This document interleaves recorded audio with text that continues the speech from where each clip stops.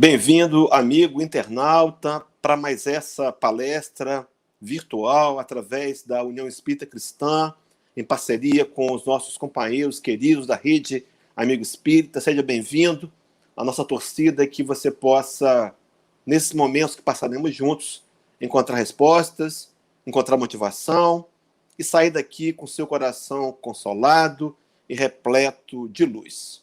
Seja bem-vindo. A nossa proposta desse dia é trabalhar o tema Educa-te e construirás um mundo melhor. Pois bem, quero introduzir com uma história. Nós poderíamos pensar que esse personagem que aparece para você na tela, ele seria o Ted ou o Bob, não sei o nome que você daria para ele, mas ele já foi personagem de dos encontros de jovens aqui do Espírito Santo, do nosso MS. Na verdade, a proposta é educar-nos para a construção de um mundo melhor. Será que eu me educaria? O que seria, então, esse mundo melhor? O mundo melhor seria aquele mundo sem fome? A gente começa a perceber que Ted já fica mais impressionado. Será que seria um mundo melhor, um mundo justo? Será que o mundo melhor seria um mundo sem guerras? Meu irmão, minha irmã, será que esse mundo com mais amor que nós queremos é o mundo que eu quero? Ted, na verdade, quer. O mundo que nós queremos é um mundo de paz e um mundo de amor. E o caminho pelo qual trabalharemos esse projeto, esse processo, será uma volta para nós mesmos e o entendimento que nós somos participantes diretos da transformação do planeta. E mais ainda que isso, que nós podemos, através do nosso trabalho e da nossa própria escolha, construir um mundo novo. Eu quero, para a gente começar a nortear essa ideia de autoeducar-se, trazer duas passagens, duas referências literárias da doutrina espírita, as duas no Livro dos Espíritos. Depois eu trago, serão essas duas que vão nos nortear, mas depois eu trago alguns textos periféricos. Primeira questão, 913. Kardec pergunta assim aos benfeitores da espiritualidade: dentre os vícios, qual se pode ser considerado o mais radical? Qual se pode se considerar mais radical? E respondem os amigos a Kardec: temo-lo dito muitas vezes, o egoísmo. Observemos que estamos no final do Livro dos Espíritos, a questão 913. Faltariam precisamente 105 questões para a conclusão do livro, e Kardec ainda insiste em perguntar aos amigos espirituais qual é o pior dos vícios. E eles explicam e disse que muitas vezes já foi dito que o grande mal, a grande chaga da humanidade, se chama egoísmo. Observe o detalhe, meus irmãos, segue os amigos espirituais dizendo a Kardec: daí, do egoísmo, deriva todo o mal. Estudai todos os vícios e vereis que no fundo de todos há egoísmo. Então, a primeira proposta no processo de autoeducação é a gente reservar um tempo para estudos. E vejam bem que o estudo aqui vai muito além simplesmente do conhecimento teórico do que é o Espiritismo, é claro que faz parte, mas também, mais precisamente, o conhecimento de nós mesmos.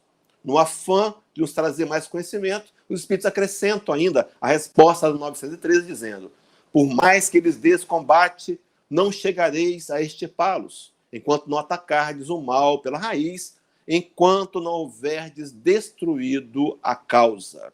E fecham dizendo: tendam, pois, todos os esforços para esse efeito, porque aí é que está a verdadeira chaga da sociedade. Pois bem, queridos, caminhar para um mundo melhor, caminhar para a construção do mundo regenerado vai passar pela nossa participação direta e vai passar pelos nossos esforços. Me lembrei do codificador, quando ele vai conceituar o verdadeiro homem de bem, perdão, o espírita verdadeiro, capítulo 17, tem 4, ele vai dizer que o espírita verdadeiro seria reconhecido pela sua transformação moral e pelos esforços que empreende para domar as suas más inclinações. Educar-se, transformar o mundo melhor pela educação, será através, no primeiro momento, pela nossa própria educação, pelo nosso próprio estudo.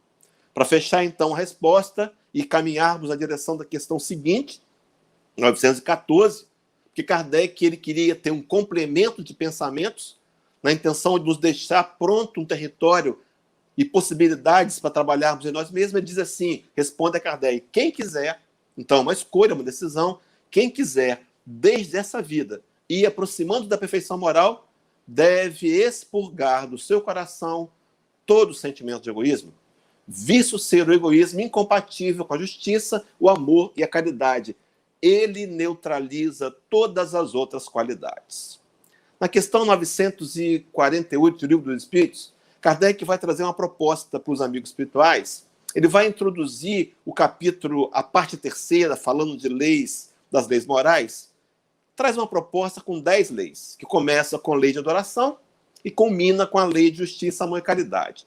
Os benfeitores avaliam a proposta de Kardec, concordam com ela, advindo de um espírito de imenso caráter moral, mas ainda pontuam que a mais importante dela seria a justiça de amor e caridade. Meus irmãos, nossa proposta, então, de estudar a nós mesmos, no primeiro momento, para buscar a educação, deveria ser tentar mantermos dentro de parâmetros comportamentais que nos levassem a ser parte da lei de justiça, de amor e de caridade. Aí vem a questão seguinte, 914, está na tela, os companheiros vão ver, Kardec pergunta, funda-se o egoísmo no sentimento de interesse pessoal, fundando-se esse egoísmo, não é?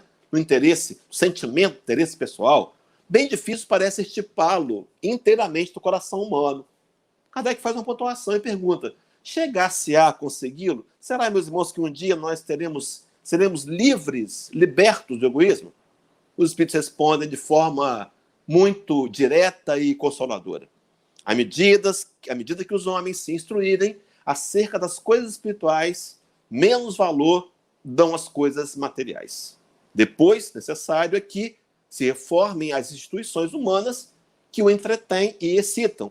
Isso depende da educação. No primeiro momento, fomos convidados a estudar e agora somos convidados a instruirmos, a instrução, em coerência com a fala do Espírito de Verdade. Lá no capítulo 6 do Evangelho segundo o Espiritismo, no seu item 5, quando teria trazido os 2 ensinamentos, 2 ordenanças para os espíritas, daquele que é a liderança da pleiade de espíritos superiores que trouxeram a codificação por meio de Kardec. Diz, espíritas, amai-vos. Esse é o primeiro ensinamento. Espíritas, instruí-vos, eis o segundo. Pontuando esses 2 processos, então o primeiro de estudar e o segundo de instruir, na intenção de criar a educação. Quem conhece Allan Kardec, a literatura de Kardec, um pouco, ou com um pouco de profundidade, vai entender que Kardec trabalha durante toda a literatura 2 eixos. O primeiro eixo, ele afirma categoricamente, em inúmeros momentos, instruído pelos espíritos, de que o grande problema da humanidade se chama egoísmo, que a causa de todos os nossos problemas se chama egoísmo. E ele vai também trabalhar um segundo eixo, de que a solução dos problemas humanos e pessoais, eles acontecerão por meio da educação. Daí, no texto seguinte, está na tela, Obras Póstumas do Credo Espírita, Kardec afirmar que é pela educação, mais do que pela instrução, que se transformará a humanidade. Meus irmãos, preste atenção no que eu vou dizer agora. Embora seja pela educação, a educação é uma conquista. Primeiro momento, estudar, reservar momentos para reflexões, estudar o trabalho, estudar a doutrina espírita e a nós mesmos, e no segundo momento, transformar esse estudo em instrução. Quando eu estou instruído, a informação, ela me pertence e ela passa a ser parte das minhas escolhas e das minhas decisões. Colocados 2 textos básicos, então, a gente propõe de novo, educa-te. Educa-te e construirás um mundo melhor. A questão é educar como? Meus irmãos, uma das vertentes espíritas que mais nos fazem felizes, nos agradam, é que o Espiritismo é uma doutrina que ela me diz o que eu devo fazer, mas também me diz como fazer. E o trabalho será baseado numa fala de Jesus.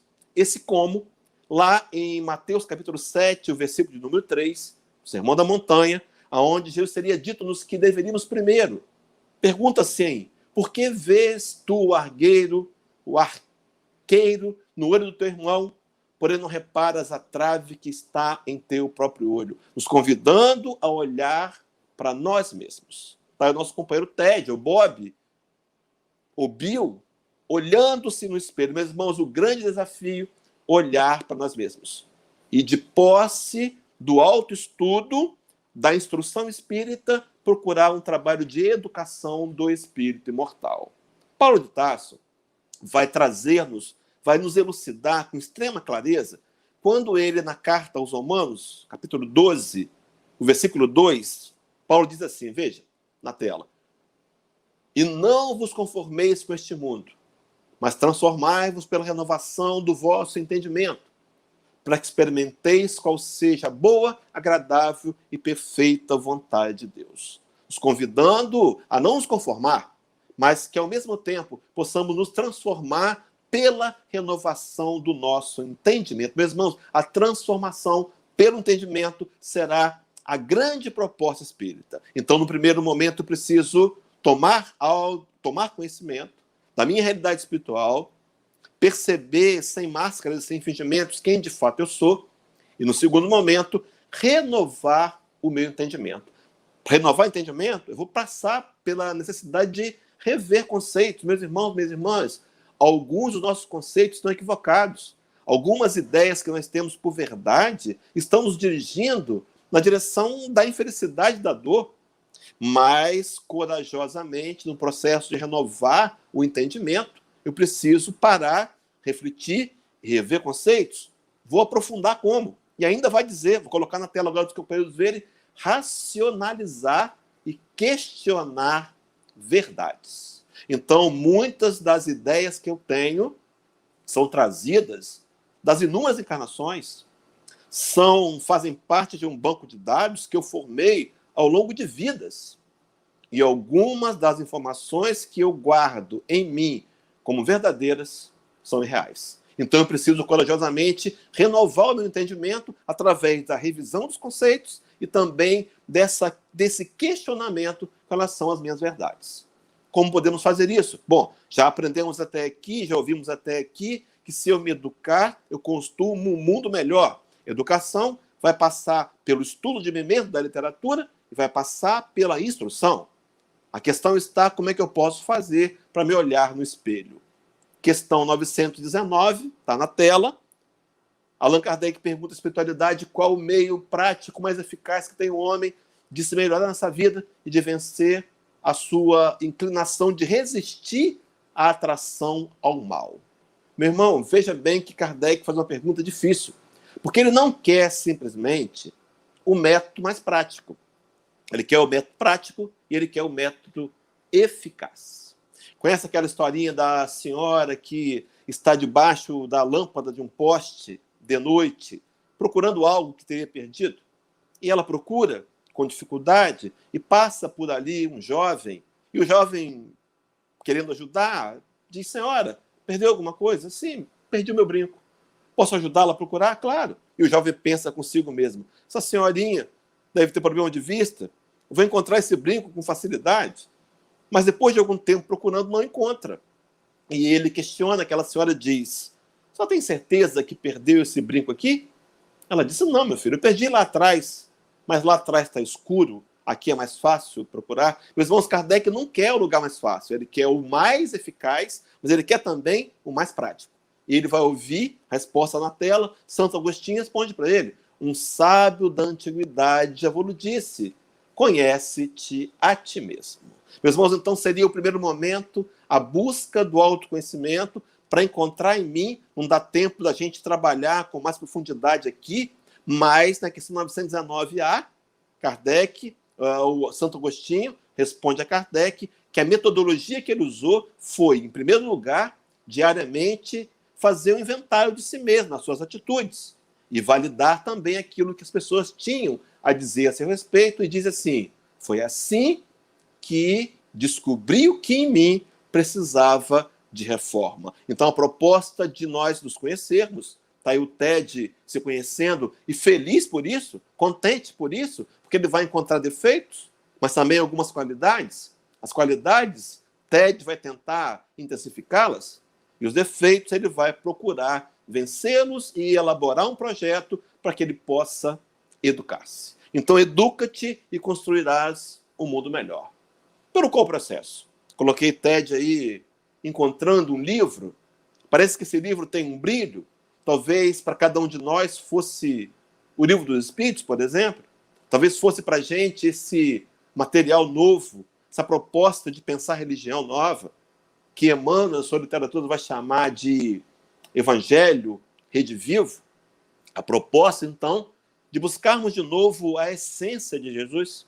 E essa instrução passa, meus irmãos, minhas irmãs, pela dedicação pessoal, pelo comprometimento pessoal, pela necessidade de reservarmos um tempo, um momento, para pesquisar, para estudar, para fazer até mesmo um investimento material em livros, em literatura. Talvez muitos livros nós hoje já temos acesso pela internet, em PDF. Nós temos também as bibliotecas das casas, mas nós precisamos ter uma disciplina com o estudo. Primeiro momento, o estudo de um livro. E, meus irmãos, isso é responsabilidade pessoal. Cabe e caberá a cada um de nós a busca do conhecimento.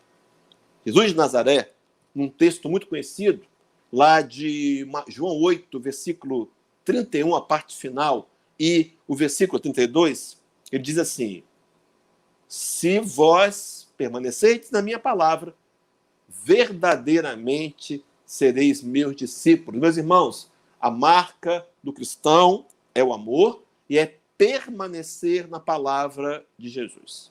Há até uma certa facilidade de irmos até Jesus. A dor nos convida, um problema, uma dificuldade qualquer, mas permanecer será o grande desafio. E no complemento do versículo 32 vai dizer: e conhecereis a verdade, e a verdade vos libertará. Esse conhecereis, meus irmãos, tem duas propostas de interpretação. A primeira é que um dia, inevitavelmente, nós conheceremos a verdade. Caminhamos do ato primitivo ao arcanjo. Caminhamos para ser um dia seres perfeitos. Um dia conheceremos a Jesus. Mas uma segunda proposta interpretatória é quando eu penso que esse conhecereis pode passar pelo viés da minha escolha. A decisão, sim, de ter uma disciplina na leitura. Recentemente eu li um artigo na internet e me fugiu agora a terminologia. Mas esses camaradas que estudam a parte cerebral comentavam que se você criar o hábito de ler 15 minutos por dia, durante 21 dias, você aciona uma área do cérebro que começa a desenvolver o hábito da leitura. Então é uma questão de decidir. Mas é preciso, então, uma intervenção para que esse conhecimento me sirva de base, porque, segundo Jesus, volta para a tela, conhecereis a verdade e a verdade vos libertará. A grande libertação, meus irmãos, libertar da ignorância. Então está aí o nosso companheiro, o Ted, achando o livro e tomando posse do livro. Percebendo que o livro formou um coração?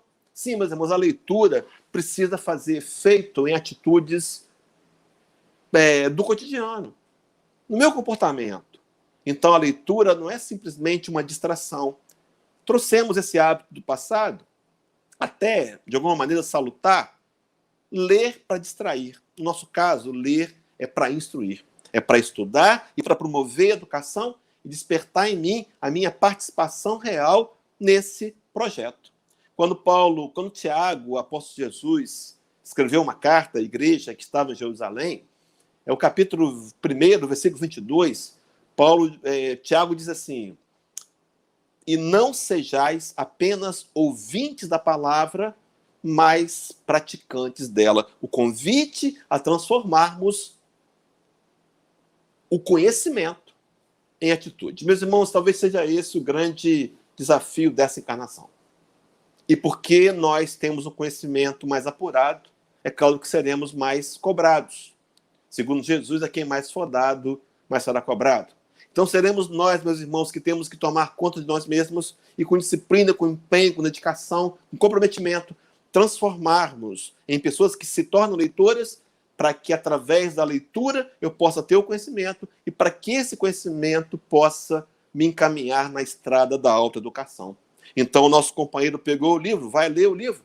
E é por isso, meus irmãos, que esse compromisso pessoal, Emmanuel, na lição 108, vou colocar na tela, do Palavra de Vida Eterna, diz assim para a gente: pacifiquemos a nossa área individual para que a área dos outros se pacifique.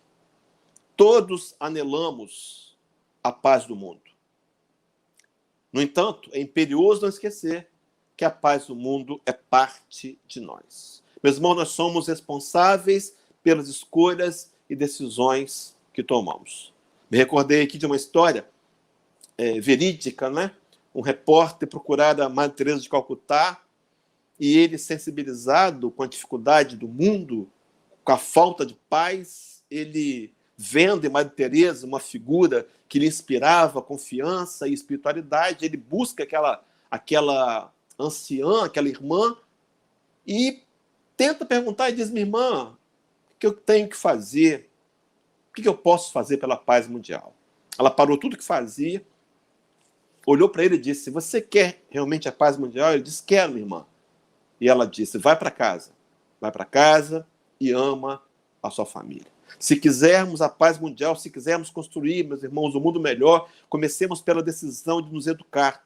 E essa educação vai passar pela disciplina no estudo e vai passar principalmente pela instrução, quando eu transformo o conhecimento em atitudes de auto-melhoramento. Então, educa-te e construirás um mundo melhor.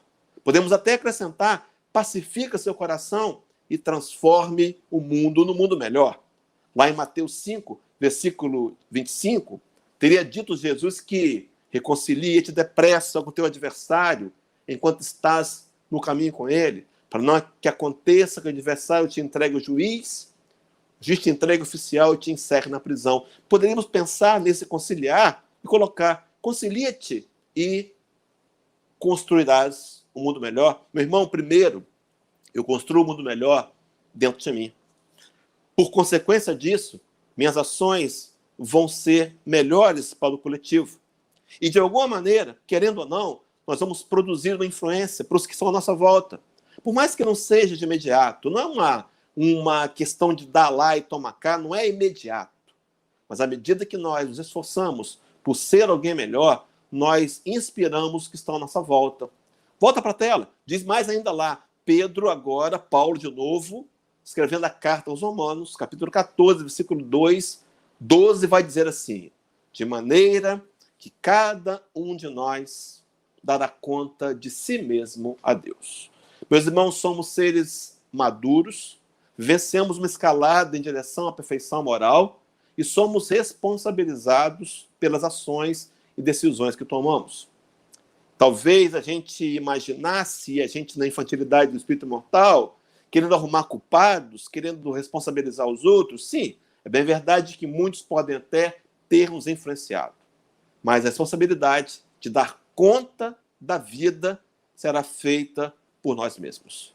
Há uma fala de Chico Xavier que ela é encontrada num livro chamado Evangelho de Chico Xavier, do Carlos Bacelli, item 17, mas também está numa das edições do livro da revista Reformador, onde Chico teria dito que a maior dor que um espírito mortal pode sentir é a dor de retornar à pátria espiritual e descobrir que perdeu tempo e desperdiçou oportunidades. Meus irmãos, o momento que vivenciamos hoje é único.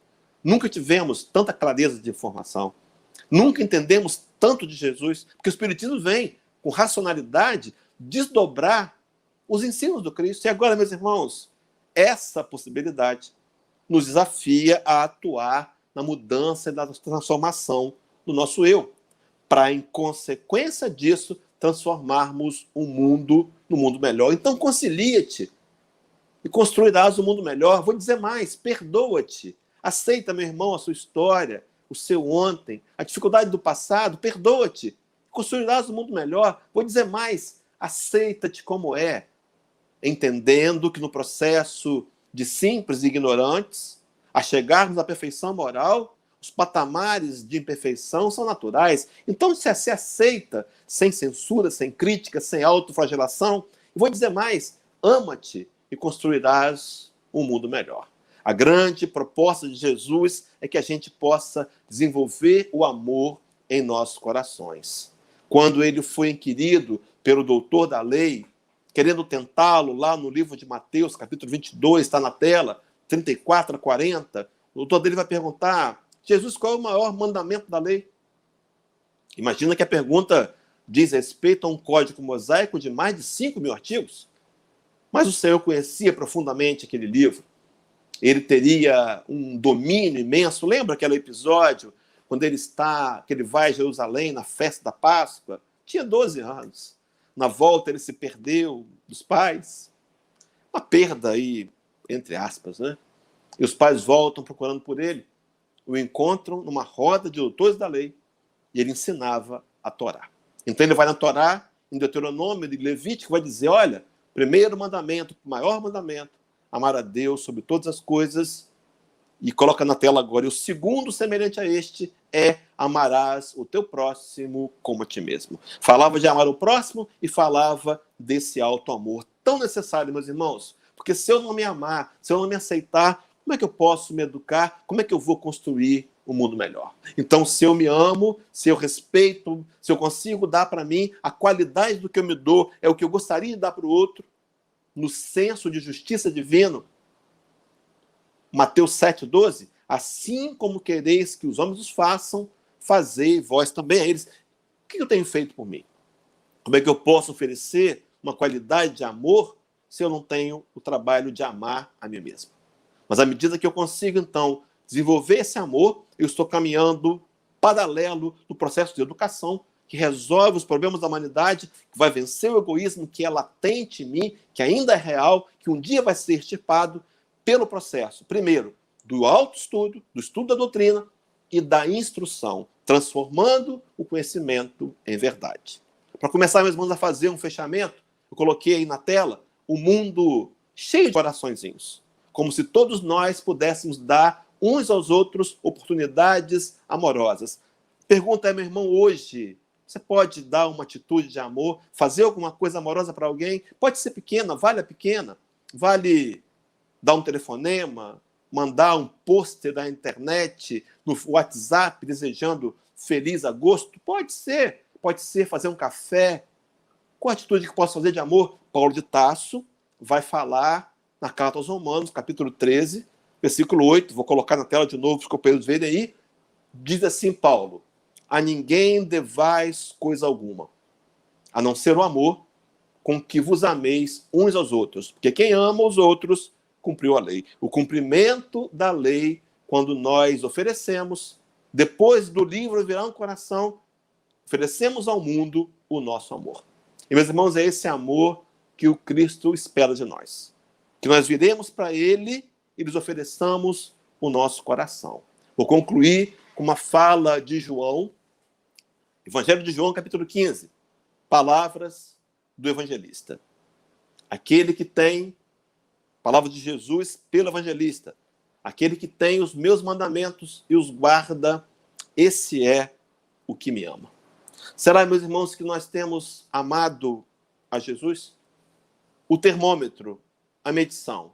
Eu tenho os mandamentos, eu tenho procurado tê-los através do estudo, da instrução, e agora guardado no meu coração? Sim, porque se ele estiver em mim, ele vai refletir em novas ações, em novas atitudes, pautadas no amor do Cristo. Meu irmão, minha irmã, que esse trabalho de meia hora possa lhe auxiliar na sua caminhada e lhe ajudar a despertar para a grande verdade de que tudo que está à nossa volta, todos e tudo, são possibilidades de aprendizado, de amor e de educação do espírito mortal. Termino com a frase: educa-te e construirás um mundo melhor. Que possa então Jesus lhe abençoar, lhe amparar. A gente está aqui na UEC com outras reuniões também. A gente tem terças às 16 horas, aos sábados às 18 horas e também nas quintas-feiras às 20 horas. Venha assistir conosco, participar conosco, curtir, compartilhar, convidar pessoas, porque através desse trabalho nós temos plena convicção que estamos, de alguma maneira, amenizando o impacto da falta de reuniões presenciais. Então, que o Mestre lhe abençoe, lhe guarde, lhe dê muita luz. Grande abraço, meu irmão internauta. Até um próximo encontro. Deus abençoe a todos nós.